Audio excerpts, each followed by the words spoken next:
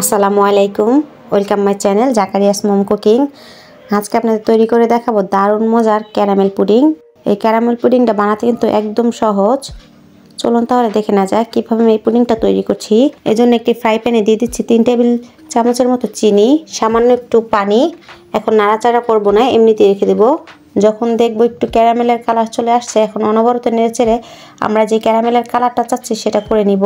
এ পর্যায়ে কিন্তু নাড়াচাড়া বন্ধ করা যাবে না, তাহলে কিন্তু ক্যারামেলটা পুড়ে যাবে। ক্যারামেলটা কিন্তু তৈরি করা হয়ে গেছে, আমি এর চেয়ে তার কালো করব না।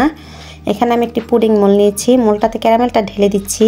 আপনারা যে কোনো বাটিতে এই পুডিংটা সেট করে নিতে পারেন। ক্যারামেলটা দিয়ে সাথে সাথে ভালোভাবে ঘুরিয়ে নিচ্ছি, না হয় ক্যারামেলটা কিন্তু জমে যাবে। এখন একটা সাইড করে রেখে দিব ক্যারামেলটা সেট হওয়ার জন্য। এখানে একটি বাটিতে নিয়েছি একটা ডিম,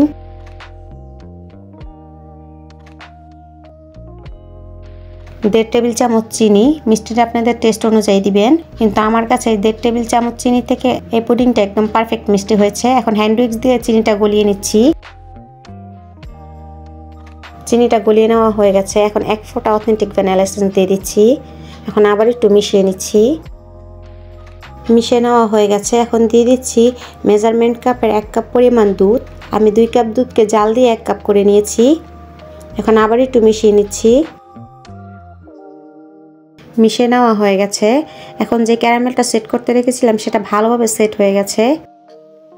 এখন দুধের যে মিশ্রণটা তৈরি করেছিলাম সেটা ছেঁকে দিচ্ছি একটি ছাঁকনির সাহায্যে, এতে পুডিংটা একদম স্মুথ হবে। এখন পুডিং মোল্ডটা ঢাকনা দিয়ে ঢেকে চুলায় বেক করে নিব। চুলায় একটি পাতিলে পুডিং মোল্ডের 3 ভাগের 1 ভাগ পানি দিয়েছি। পুডিং মোল্ডটা বসিয়ে অপেক্ষা করব 25 মিনিট। 25 মিনিট পরে একটি কাঠির সাহায্যে চেক করে নিচ্ছি। এই পর্যায়ে কিন্তু পুডিংটা নরম থাকবে। পুডিংটা কিন্তু হয়ে গেছে। এখন রুমের স্বাভাবিক তাপমাত্রা এনে তারপর ফ্রিজে নরমালে রেখে দিব 1 ঘন্টার জন্য। এতে কিন্তু পুডিংটা সেট হয়ে যাবে। 1 ঘন্টা পর দেখতে পাচ্ছেন পুডিংটা ভালো মতো সেট হয়ে গেছে। এখন একটি ছুরির সাহায্যে চারিদিক ছাড়িয়ে নিচ্ছি।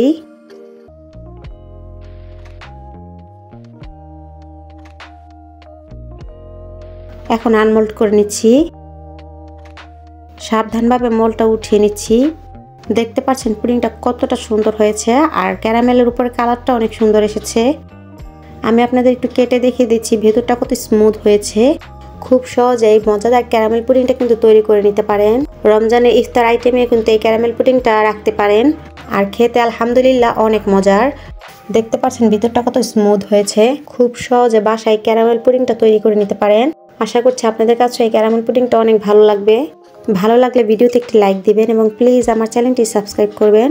আর যারা সাবস্ক্রাইব করেছেন তাদেরকে অসংখ্য ধন্যবাদ।